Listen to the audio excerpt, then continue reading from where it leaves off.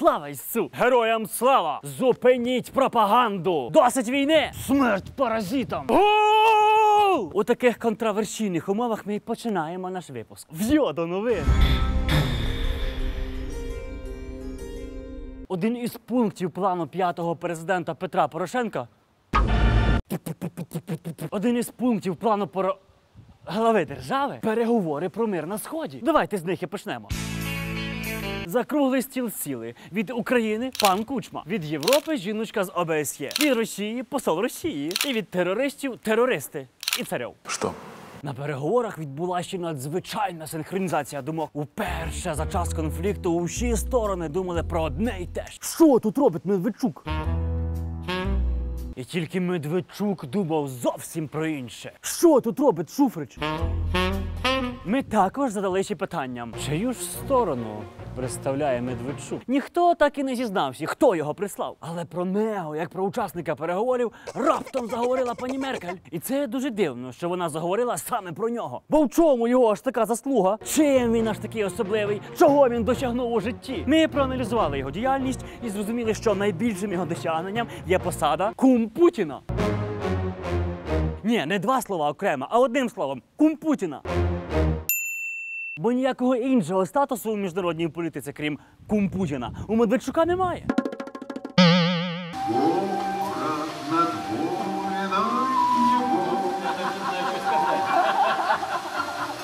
А може Меркель думає, що якщо у переговорах буде кум Путіна, то це зможе вплинути якось на самого Путіна? Але чому саме Медведчук? Є ж істота, яка набагато ближче до тіла Путіна і набагато симпатичніша за кум Путіну. І вона завжди отримує від Путіна те, що хоче. І звати її Конні – собака Путіна. То може краще її залучити до переговорів замість Медведчука? Тим більше, що Меркель вже встановила з нею дипломатичний контакт. Отже, мирні переговори мали б виглядати ось так. Чуть помедленнее, Конні! Ох, як я б радів за такі заголовки новин. Меркель запропонувала зробити Конні посередником у переговорах. Путін заявив, що Конні представляє інтереси ДНР і ЛНР. Чого насправді хоче Конні? Єдина проблема – ефективно працювати на переговорах Конні заважала б одна і та ж думка. Що тут робить Шуфрич? Хоча я вважаю, що замість Шуфрича Конні мала б включити до переговорного процесу уругвайського футболіста Луїса Суареса. Він хоч кусатись вміє, якщо що.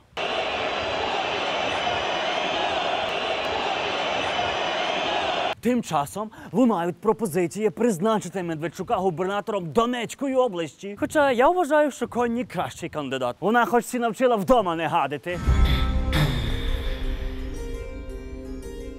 Збірна Росії вилетіла з чемпіонату світу з футболу. Ми вирішили, що ми ще не опустимо до рівня тих, хто сі зловтішає з чужого горя. А потім передумали: ура! Росія вилетіла! Але давайте розберемося, чому. Тренер російської збірної заявив, що вирішального гола вони пропустили, бо лазер засліпив їхнього воротаря. Перед исполнением штрафного алжирцами весь мир увидел зеленый луч на лице голкипера. В итоге Игорь не добрался до мяча после подачи, и мы пропустили мяч, выбивший Россию с турнира. Ни до, ни после этого лазер в Бразилии не видели. І ми поставили собі питання, у чиїх руках був той лазер? Ну, по-перше, це точно був українець. Чому? Лазер був зеленим. А як утворює ще зелений колір? Жовтий плюс блакитний. Звичайно, з усіх українців підозра одразу падає на Дмитра Яроша. Але у момент, коли Акінфеєву світили у очі лазером, Ярош топтав паростки руского міра на сході України. Працюємо доволі ефективно, бо наші хлопці є і в Азові, і в Дніпрі, в Донбасі. Ярош відпадає. Тоді лишається Коломойський. Але і у нього теж алібі. Він теж топче паростки руского міра на сході України. Отже, нам навряд чи вдасться знайти ту людину, яка тримала той лазер. Але є інше не менш гостре питання. Звідки в українців така зброя? Хто ненавидить все російське своєю чорною ненавистю більше, ніж Коломойський і Ярош? Перепрошую, афроамериканською ненавистю. Обама! Думаєте, то випадково, що незадовго до матчу, коли засліпили російського воротаря Акінфеєва, у мережі з'явилася ця новина? США відмовляючи від ракет і тепер воюють лазерами. І як доказ, ось відео, як лазером збивають ракету.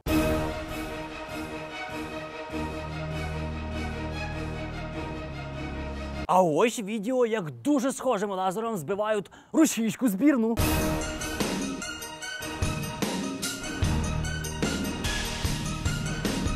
Та ці лазери, як дві краплі води, схожі. І за нашу інформацію, у відповідь на таку американську лазерну нахабність, у Сколково почали розробляти свій православний гіперболоїд.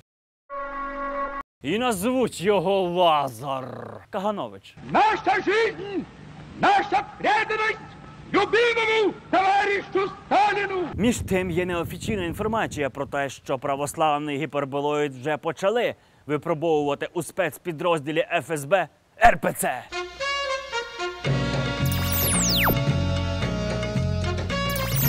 А поки в Росії лише почали роботу в цьому напрямку, в Україні вже випередили північного сусіда. Наша розробка з використанням лазера вже захопила світові ринки. Play with them using my laser pointer. While you're playing a live game, Це спеціальний пристрій, який з допомогою мирного лазера розважає ваших тварин, коли вас немає вдома. Але у Митнім Союзі заборонено продаж українського пет-к'юбу разом з мережевною білизною та кедами. Випробовування у Росії показали, що це страшно небезпечний пристрій. Виявилося, що кімнатний тер'єр Путіна, тобто кімнатний прем'єр Путіна, Медведєв, ось так реагує на лазер.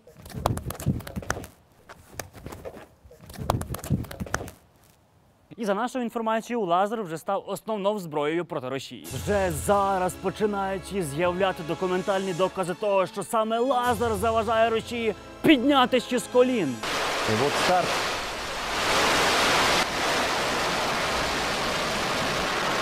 Но что-то, кажется, идет не так.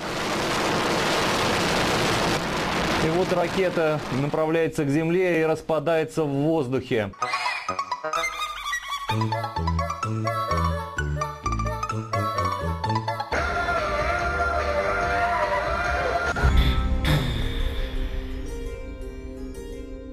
Вітаю нас усіх! Петро Порошенко підписав асоціацію з Євросоюзом. This is a real historical date for Ukraine. Але насправді це ще не перемога, це лише початок довгого шляху. Ніби ми після складних іспитів таки вступили до вишу, але попереду ще багато років навчання. І купа можливостей все просрати. Завалити іспити чи зв'язатися з поганими хлопцями і покинути навчання.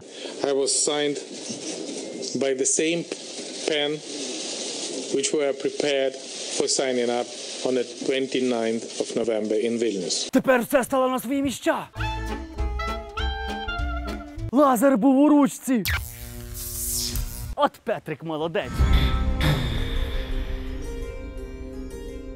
А зараз я вам розкажу те, чого сам не зовсім розумію. У Росії є радіо «Русське радіо». І хоч як дивно, але в Україні теж є таке радіо, тільки з назвою «Русське радіо Україна». Особисто мене наявність такого радіо в Україні завжди дивувала. Але те, що вони зробили зараз, здивувало мене ще більше. Украинские СМИ сообщили, что их коллеги с радиостанции с громким российским названием привезли гуманитарную помощь бойцам украинской армии. Ясно, що у Росії дуже всі здивували з того, що «Русське радіо» допомагає українській армії. І страшно всі помстили. Російська радіостанція «Русське радіо Євразія» заявляє про повне припинення будь-яких взаємин з українськими колегами з аналогічною назвою. Якщо весь репортаж звузити до одного речення, виходить ось що. «Русське радіо Євразія» вважає «Русське радіо Україна» не русським радіо?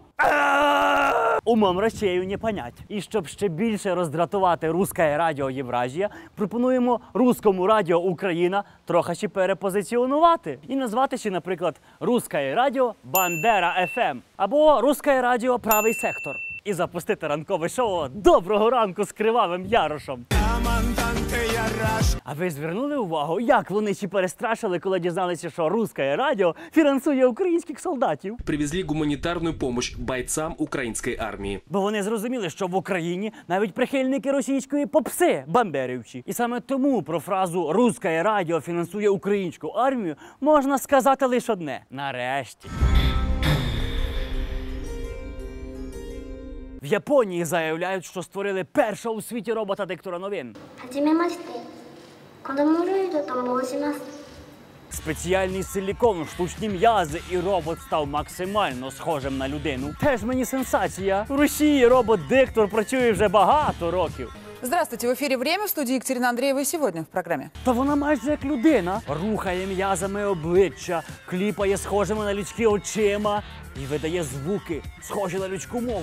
Устрашение своего народа продолжается. Але насправді це робот, а не людина. І як доказ нам всі вдалося знайти відео Катерини Андрієвої у повний зріст. Устрашение своего народа продолжается. А коли закінчуючи випуск новин, російські роботи-телеведучі можуть відкривати пиво зубами. Вагіна дентата.